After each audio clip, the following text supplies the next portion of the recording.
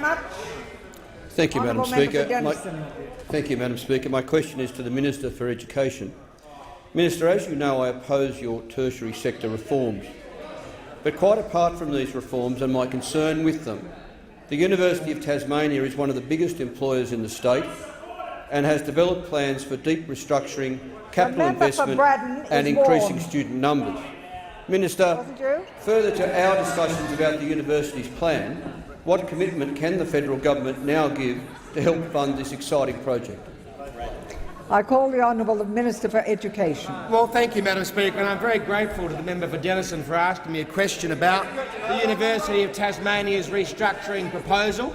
And can I say that he, along with the members for Braddon, Bass and Lyons, have been great advocates for supporting higher education in Tasmania, particularly the opportunity that the government's reforms give for the University of Tasmania to take advantage of those reforms and to restructure their operations, because the University of Tasmania is the second largest employer in Tasmania. And the government's higher education reforms give UTAS the chance to massively expand through the demand-driven system their pathways programs into the sub-bachelor courses like diplomas and associate degrees. And with those extra students, with that extra revenue, spend more on research, more on teaching, more on infrastructure. So the government does encourage the University of Tasmania to pursue its restructure, but the restructure cannot occur without the government's higher education reforms, because otherwise there will be buildings across Tasmania as part of the University of Tasmania that don't have students to fill them because the rest of the government's higher education reform will not have been passed.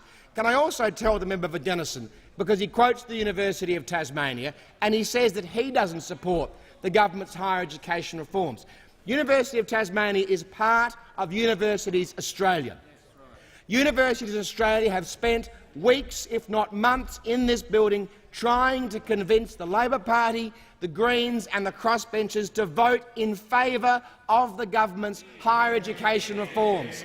So, in fact, University of Tasmania is in favour of those self-same reforms that the member for Denison has opposed in the past. So I would urge the member for Denison to get on board with the government's higher education reforms, because if he does, he's getting on board with the University of Tasmania.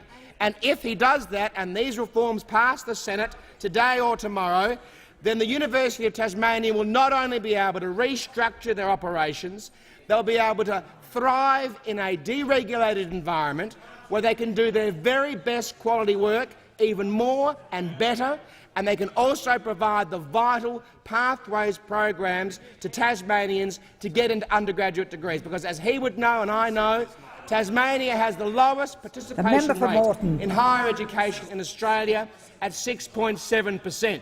And I want to, and the member for Bass and Braddon and Lyons, and I'm sure the member for Denison, all want to give Tasmanians the same opportunity as mainlanders to get to university and the benefits that that brings. I call the honourable member